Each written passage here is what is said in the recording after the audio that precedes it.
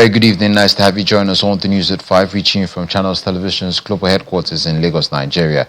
I'm Dominic Iwiwa, and these are the stories and reports we're tracking at the moment. We start off in the judiciary, where a high court sitting in Sokoto State has sentenced 3 men, including a foreign national, to death by hanging following their conviction on charges bordering on terrorism and arms proliferation.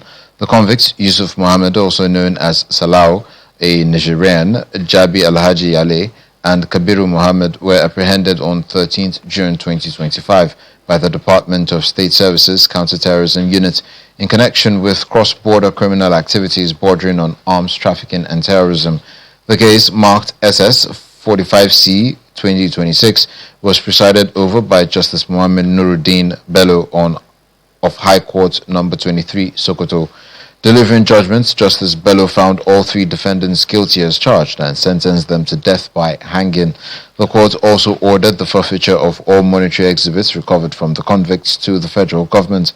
The conviction is the latest in a series of successful prosecutions by the DSS in its sustained operations against terrorism and organized cross-border criminal networks across Nigeria. Now to issues of security. This time, the Oyo State Governor, Mr. Seyi Makinde, has approved a 16-hour curfew in 10 local government areas of the state. According to a memo issued by the Secretary to the State Government, Professor Musa Bao Babatunde, the curfew takes effect from Wednesday, June 24, 2026. The curfew, which is between 4 p.m. and 8 a.m. and lasts for 48 hours in the first instance, affects local government areas bordering the Old Oyo National Park. The affected local government areas include Orire local government with headquarters in Ikoyi-Ile and Orelokpe local government area with headquarters in Igbo and 8 others.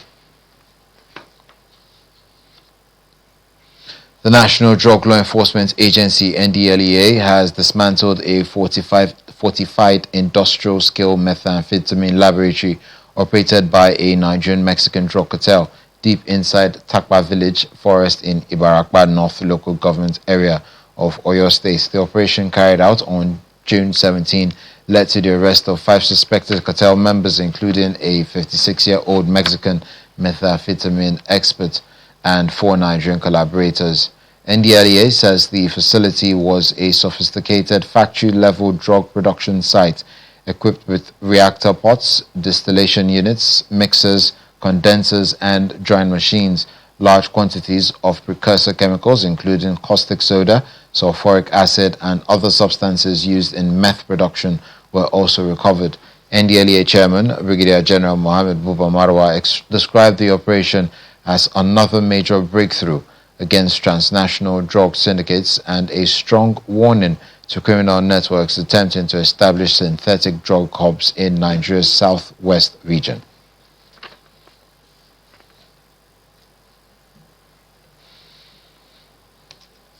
The alleged cyberbullying case involving African Action Congress presidential candidate Omoyele Sowore, which continued at the Federal High Court in Abuja today.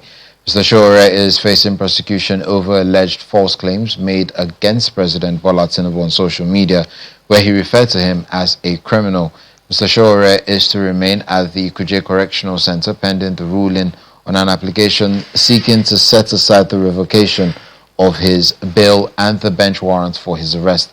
The presiding judge, Mohammed Umar, adjourned the matter to June 30, 2026, after hearing arguments from the both counsels. The DSS counsel opposed the application, arguing that the defendant had not presented sufficient grounds for the court to exercise its discretion in his favor. Meanwhile, the judge declined an oral request for the defendant's release, maintaining the existing order.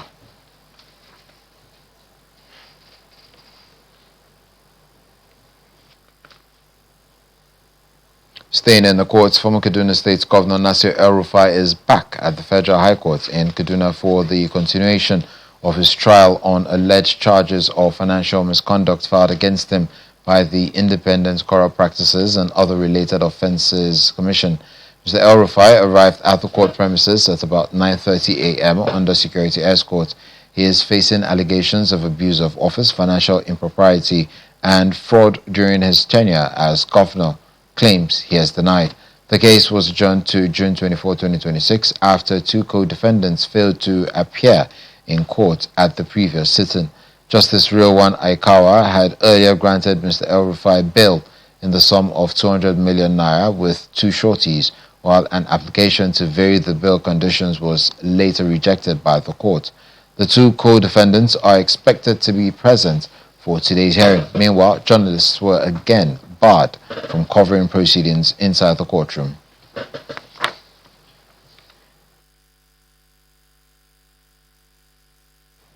The President of the Senate, Senator Godswill Akpabio, has sworn in four newly elected senators who emerged victorious in the recent by-elections conducted by the Independent National Electoral Commission, INEC. The new lawmakers are Senator Olaka Nwogu, PDP Rivers South East, Senator Mvulu Anza, APC Nasarawa North, Senator Ikeje Asogu, APC Enugu North, and Senator Dayo Faduyile, APC Ondo South. Their inauguration followed the by-elections held last Saturday to fill vacant seats in the four senatorial districts. The Rivers South East seat became vacant following the passing of Senator Barinada Mpigi, paving the way for the election of Senator Nwogu. In Nasarawa North, Senator Anza also emerged after the passing of Senator Gudia Akwashiki, while Senator Asuegu succeeded the late Senator Ikechukwu Ezia in Enugu North. For Ondo South, Senator Faduyile's emergence followed the appointment of former Senator Jimo Ibrahim as Nigeria's permanent representative to the United Nations, which created the vacancy. The Senate President urged them to remain focused on initiatives that would advance national development, encouraging them to place national interest above partisan considerations.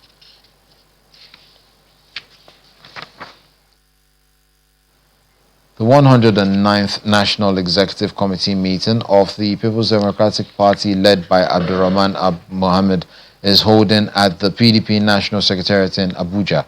Present at the meeting are the Chairman, Abdurrahman Mohammed, the National Secretary, Samuel Anyanwu, the Board of Trustees Chairman, Mao Ohabunwa, the Minister of the Federal Capital Territory, Nyesom Wike, and a host of other party leaders.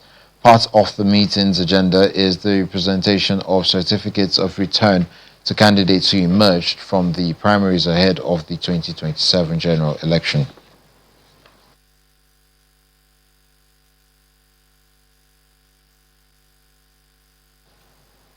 The Minister of the Federal Capital Territory, Nyesom Wike, is promising that all projects initiated under the administration of President Bola Tinubu will be completed.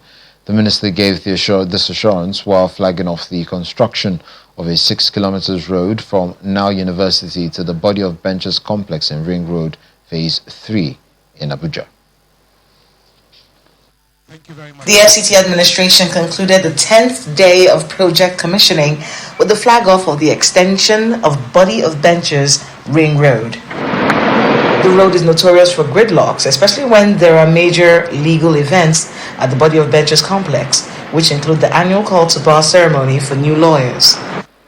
The 6-kilometer dual carriageway project is a collector road in the institution and research district of the nation's capital, linking the Body of Benches complex to private institutions. I wish to extend our heartfelt appreciation to the President and Commander-in-Chief of the Armed Forces, His Excellency Bola Ahmed Tinubu, GCFR, for his visionary leadership, which has paved the way for transformational projects that are touching the lives of communities and residents. Originally flagged off in October last year, the FCT administration is extending the road to link up to Ring Road 3, which is a major road linking the districts to other districts. Yes, sir. The FCT minister vows to complete all projects initiated under his administration. Mr. President has given the directive, all must be done, whether politics is across the corner or not. We must complete every assignment. We must fulfill all the promises we have made to the people of FCT. Before flagging off the project, the APC National Chairman commends the efforts of the administration. It's my honor to stand here today to flag off the construction of this Collector Road CO1 from the Nile University axis to the Ring Road 3 in the institution and research district of the Federal Capital Territory. This road is more than a route. It is a connection between learning, law, and the future of our capital. It is also a continuation of the road already completed and linking the body of benches, Nile University and Base University, which we will commission as a part of the project marking 3 years of the Renew Hope agenda of Mr. President. The FCT minister is promising that the project will be completed and commissioned by January of 2027. Group photograph. The Gombe State University has unveiled its admission policies for the 2026-2027 academic session. The Vice-Chancellor, Professor Sani Yaota, made the revelation during a high-level meeting with community leaders in the state's capital. He disclosed that the university has adopted the nationally approved minimum admission requirements of 150 UTME points and a minimum age of 16 years for admission into most of its programs. This high-level meeting, attended by community leaders drawn from the 11 local government areas of Gombe State, forms part of the university's strategic effort to engage stakeholders and communicate its official admission policies for the 2026-2027 academic session. In a bid to reduce misconceptions and ambiguities surrounding admissions, the Vice-Chancellor, Professor Sani Yaota, explained the institution's admission procedures to community leaders, parents and guardians. We have conveyed here today. Professor Yaota reiterated that the minimum requirement for admission remains 16 years of age and a score of 150 in the Unified Tertiary Matriculation Examination. However, he clarified that candidates below the age of 16 who score 380 and above may be considered for admission as exceptional students. While the national minimum is 150 points, GSU maintain high standard for professional and competitive program, starting selected from the higher score downward. The minimum cutoff mark for MBBS, medicine and surgery is 200 points. In rare cases where candidates below 16 years scored more than 380 points, in which cases they may be considered.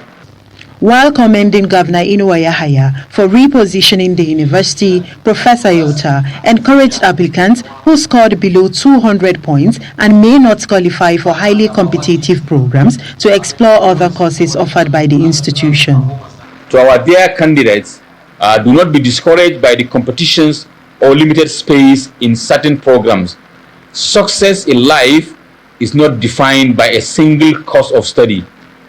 Whether you pursued medicine, law, computer science, or any other discipline, what matters most is your dedication, resilience, and the skills you acquire. The university noted that although more than 13,000 candidates applied for admission this year, its current capacity allows it to admit only about 7,000 students, underscoring the need for sustained expansion efforts. You're watching the news at 5 on Channels Television. Right after this break, we'll bring you more stories making the rounds at the moment. Stay with us.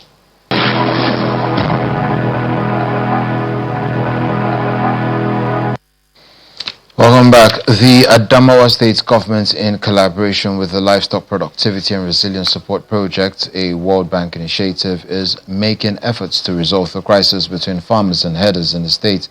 The partners set up a conflict mitigating committee to strengthen peaceful coexistence between farmers and herders through mutually beneficial economic and social interactions. The committee convened a stakeholders meeting in Yola, the state's capital, to consider practical solutions to recurring conflicts and promote sustainable peace. The Adamawa State Government and the World Bank-funded Livestock Productivity and Resilience Support Project is convening this meeting to foster dialogue and build lasting peace among farming and livestock communities in the state.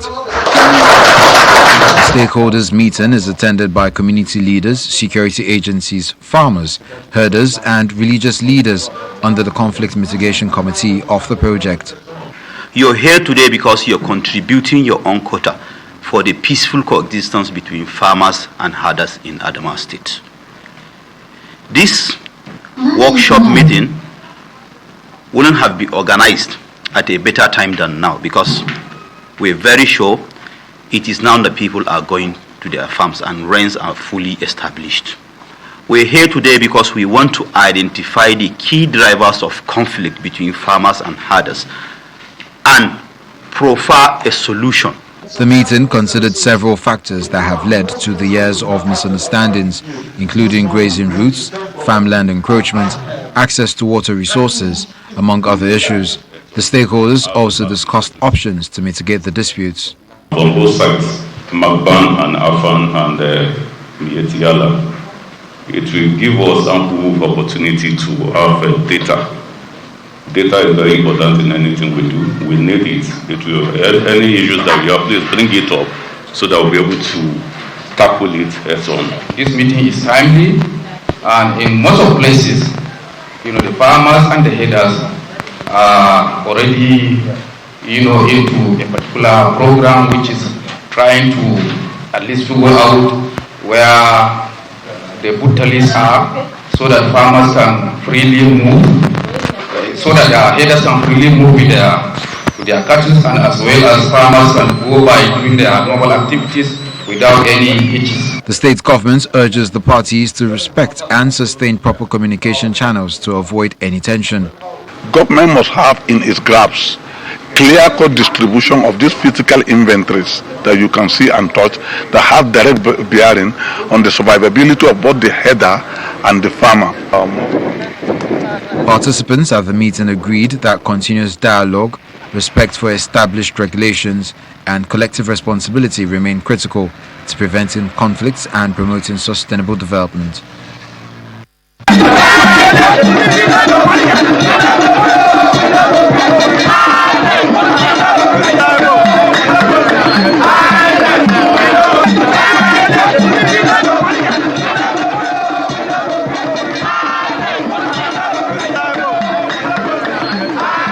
It's not yet Uhuru for the people of Warri Federal Constituency in Delta State.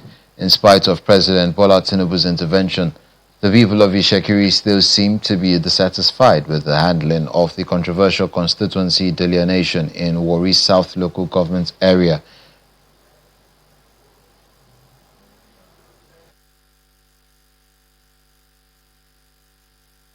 The issue of delineation as concerning Ifekuro, we as Ifekuro and all the Ishekiri, we go against, we are not happy concerning the issue of Enwen community in Warri South and this Boluma community in Warri South. There is no Boluma community in Warri South. I was born up to this age. There is no Boluma community in Warri South. So we disagree with the plea of the government.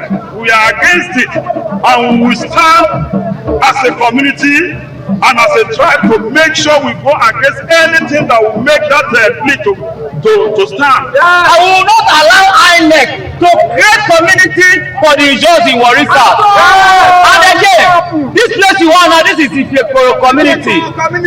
Just imagine the unimaginable that was done to us. They run some 16 communities to make up Obodo and I'm not in all what. How do you explain that?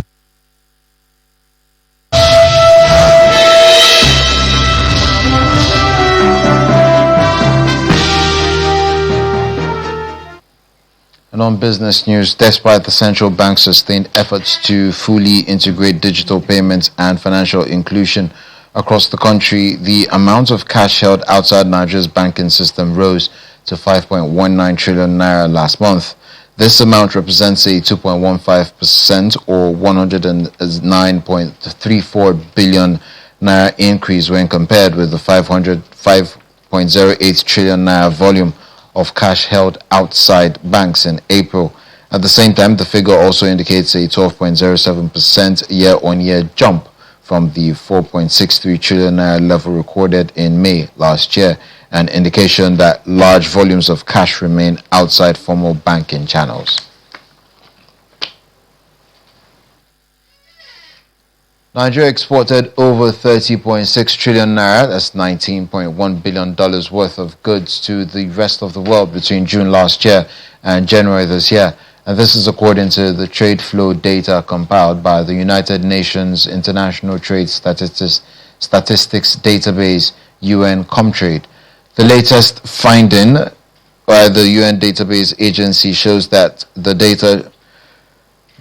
United States remains Nigeria's largest export destination, followed by India, which continued to narrow the gap as demand for Nigerian products strengthened across key international markets. Highlights of the UN trade report shows that U.S. importers declared more than 7.95 trillion naira or $4.97 billion worth of goods from Nigeria, and that accounts for about 26% of the country's total exports. Meanwhile, India imported goods valued at 3.42 trillion naira or $2.14 billion within the 8-month period.